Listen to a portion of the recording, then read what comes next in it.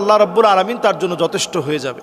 আসলে এটাই সবচেয়ে বড় বাস্তবতা। তিনি আল্লাহর জন্য চেয়েছেন, আল্লাহর কাছে চেয়েছেন, আল্লাহর কাছে নিজেকে সঁপে দিয়েছেন এবং হজের মতো একটি ইবাদত সম্পন্ন করার জন্য গিয়েছেন।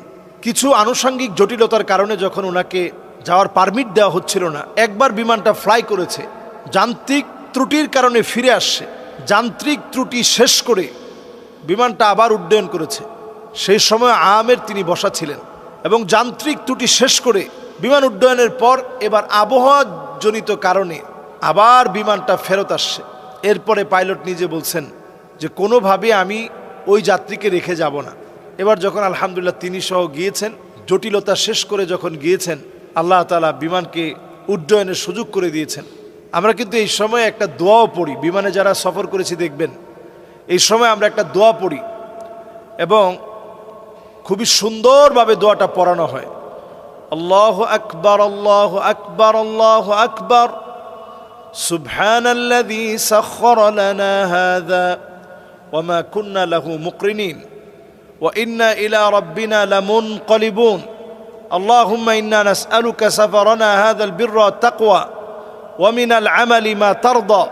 আল্লাহুম্মা হাওবিন আলাইনা সাফারানা হাযা ওয়াদবি আন্না বু'দা। আল্লাহুম্মা আনতাস সাহিবু ফিস সাফার ওয়াল খলিফাতু ফিল আহল।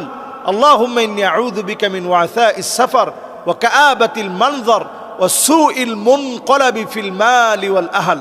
একটু বড় দোয়া, আমরা যদি না পারি অন্তত মুখস্থ করে নেওয়ার চেষ্টা করব, বাংলায় হলেও বলার চেষ্টা করব।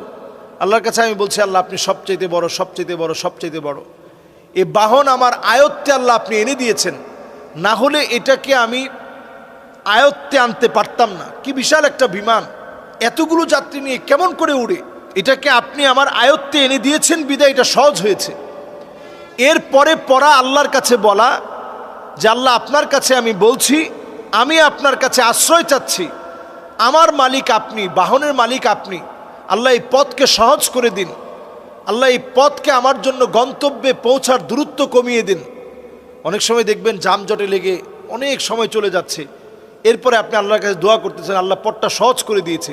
যেই টাইমে পৌঁছানোর কথা ছিল, যেই সময়ে পৌঁছানোর কথা ছিল, ঠিক সময়ে আপনি পৌঁছাতে পেরেছেন। তো এগুলো আল্লাহর তরফ থেকে আল্লাহ তাআলা দান করে থাকেন। তো লিবিয়ার এই বংশদূত আমের, তার ঘটনায় আরেকটা বার প্রমাণ হয়েছে, ওয়ামাই ইয়াতাওয়াক্কাল আলাল্লাহ ফাহুয়া হাসবুহ। যে যুবক আল্লাহর জন্য নিজেকে সঁপে দেয়, আল্লাহ তাআলা তার জন্য যথেষ্ট হয়ে যায়। যে বান্দা আল্লাহর জন্য নিজেকে সঁপে দেয়, আল্লাহ রাব্বুল আলামিন তার জন্য যথেষ্ট হয়ে যায়। এটা আল্লাহ রাব্বুল আলামিন আরেকটা বার আমাদেরকে দেখিয়ে দিলেন। এটি নিঃসন্দেহে আল্লাহর পক্ষ থেকে বড় একটা পুরস্কার এবং তাকে এতটা পুরস্কৃত আল্লাহ তাআলা করলেন। আমি দেখলাম যে সৌদি আরবে যাওয়ার পরেও সবাই তাকে সংবর্ধনা দিচ্ছে। এটা আসলে পাওয়ার মতোই বিষয়, কারণ তিনি তাওয়াক্কুল নিয়ে আল্লাহর কাছেই চেয়েছেন। আমরাও ছোট থেকে ছোট, বড় থেকে বড় সব আল্লাহর কাছে যাব। আব্দুল্লাহ বিন ওমর রাদিয়াল্লাহু তাআলা আনহুকে রাসূল শিখাচ্ছেন, যদি তোমার জুতাটার ফিতাও ছিঁড়ে যায়, এটাও তুমি আল্লাহর কাছে চাও। তাহলে ছোট থেকে ছোট সকল বিষয় আল্লাহর উপরে ভরসা করা, এটা আমরা এখান থেকে শিখতে পারি। এবং আমরা বিপদে পড়লে আল্লাহকে আরো বেশি ডাকবো, আবার যখন আনন্দে আছি তখন আল্লাহর শুকরগুজারি আদায় করব।